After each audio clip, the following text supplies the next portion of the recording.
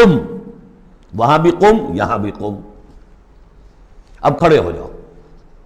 وہاں قیام اللیل، یہاں قیام النہار کہہ لیجئے اس کو۔ وہ رات کا قیام تھا، یہ دن کا قیام ہے۔ اس رات کے قیام سے آپ کے اندر روحانی ترقی کو بڑھانا مقصود تھا، تاکہ جو بھاری بوجھ آپ کے کندھوں پر یہ سورہ مدثر کی آیات کے حوالے سے آنے والا ہے، اگرچہ آپ معراج انسانیت میں پہلے سے فائز تھے، وَإِنَّكَ لَعَلَىٰ خُلُقٍ عَظِيمٍ، یہ تو ہم سورہ نون میں پڑھ چکے ہیں، لیکن یہ کہ اس بوجھ کو اٹھانے کے لیے عام انسانی اخلاق سے بھی بلندتر روحانی طاقت کی ضرورت تھی، اور وہ اسی طریقے سے پیدا ہو سکتی تھی کہ یہ قرآن مجید کو آپ خوب کوٹ کوٹ کر اپنے اندر اس کو داخل کیجئے، جذب کیجئے۔ رتل القرآن ترتیلا، ہیمر اٹ ڈاؤن۔ حالانکہ کتنا قرآن اس تک نازل ہوا تھا، مطلب repeat repeat and repeat and repeat, جیسے آپ زور زور سے کسی چیز کو ہیمر کرنے کے لیے ٹھوک رہے ہیں تو اس کو ہیمر کرتے ہیں۔ تو میں تو یہی لفظ استعمال کرتا ہوں، قرآن کو hammer it down into your heart, آپ کے دل میں، آپ کے پورے وجود میں یہ سرات کر جائے، جس کو اقبال نے خوبصورتی سے کہا، چوں بجاں در رفت جاں دیگر شود، جب جان کے اندر یہ قرآن سرایت کرتا ہے۔ اب یہ جو سورہ مدثر ہے، اس میں البتہ اس کی پہلی 3 آیات بڑی اہم ہیں، اور اس کو اچھی طرح سمجھ لیجئے۔ ایک ایک آیت کو سمجھیے، یا ایھا المزمل، یا ایھا المدثر، ان دونوں سے ایک بات سمجھ لیجئے کہ حضور کی زندگی کا ایک خاص دور ہے جو ان کے پس منظر میں ہے، جب آپ پر غور و فکر کا، سوچ بچار کا غلبہ ہو گیا تھا۔ آپ ایک بڑے عملی انسان تھے، میں آپ کو بتا چکا ہوں، بچپن اسرت میں گزرا ہے، پھر لڑکپن، اور پھر اور جو ہے جس کو ہم کہتے ہیں ایڈولسنس، وہ بھی سخت مشقت میں گزری ہے۔ پھر آپ نے کاروبار کیا ہے تو ایک سمجھیے کہ ملازم کی حیثیت سے یا عامل کی حیثیت سے کیا ہے، سرمایہ آپ کے پاس تو تھا نہیں، سرمایہ دوسروں کا ہوتا تھا۔ پھر ایسا ہوا ہے کہ اللہ تعالیٰ نے حضرت خدیجہ رضی اللہ تعالیٰ عنہا کا رجحان پیدا کر دیا، شادی ہو گئی، تو کم سے کم یہ کہ دنیاوی اعتبار سے، مالی اعتبار سے آپ اب اطمینان بخش صورت پیدا ہو گئی۔ پھر آپ نے کاروبار کیا، کھل کر کاروبار کیا، لیکن اچانک حضرت عائشہ صدیقہ فرماتی ہیں جب آپ کی عمر شریف 40 برس کے لگ بھگ ہوئی تو آپ کے اندر خلوت گزینی محبوب ہو گئی، حبب الیہ خلا، ملنا جلنا اب طبیعت مائل نہیں ہے۔ پہلے ہم کہہ سکتے ہیں کسی طور سے ایکسٹروورٹ انداز بھی تھا، لیکن اب اس کا وہ بیلنسنگ پارٹ آ رہا ہے انٹروورٹ کا، اب غور و فکر اندرونی۔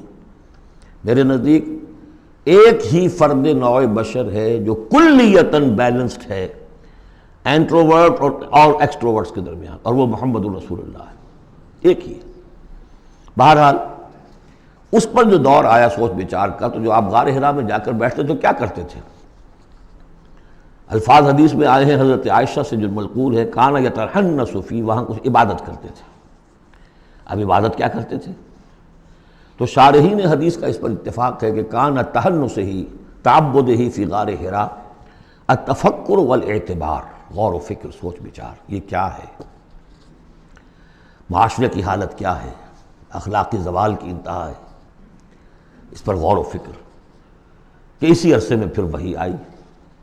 اس پر ایک اور، اس غور و فکر پر ایک تشویش، ایک بوجھ، ایک ذمہ داری کا احساس، یہ دو چیزیں جب مل گئیں تو اب آپ کی طبیعت میں جب کسی شخص کے اوپر اس طرح سے تفکر کا غلبہ ہو جائے، متفکر ہو جائے وہ، اور وہ پھر کہیں کمبل لیا لیٹ گئے، کہیں اور اسی طریقے سے، تو یہ جو سوچ بچار کا دور تھا اس کی گویا کہ تعبیر کی گئی، یا ایھا المزمل قم، اب کھڑے ہو جاؤ۔ یہ سوچ بچار کا دور اب ختم ہو جانا چاہیے، اب آپ کی عملی زندگی کا آغاز ہے۔ یا ایھا المدثر قم، وہ قیام اللیل، یہ قیام النہار۔ قیام النہار میں جو آپ کے ذمہ رسالت کی ذمہ داری ہے وہ کیا ہے؟ قم فانذر، خبردار کرو۔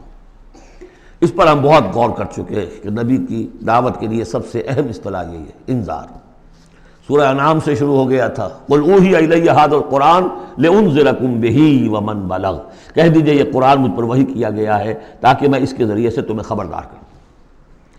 تو خبردار کرنا کہ یہ نہ سمجھو کہ بس یہ جیسے حیوانات ہیں، یہاں پیدا ہوئے، چرا چگا، ختم ہو گئے، نسیاں منسیہ ہو گئے، تم حیوان نہیں ہو، کچھ اور ہو۔ تمہارے اندر اللہ نے اپنی روح پھونکی ہے، عظیم ترین امانت کائنات کی، جسے نہ پہاڑ اٹھا سکے نہ آسمان اٹھا سکے، وہ امانت ہے جو تم نے اٹھائی ہے، اور اس امانت کی جواب دہی ہے، ذمہ داری ہے، اس کی اکاؤنٹیبلٹی ہے، تمہیں سب کو مرنے کے بعد اٹھا لیا جائے گا۔ واللہ لتموتن کما تنامون ثم لتبعثن کما تستيقظون ثم لتحسبن بما تعملون ثم لتجزون بالاحسان احسانا وبالسوء سوءا وانها لجنة ابدا او لنار ابدا۔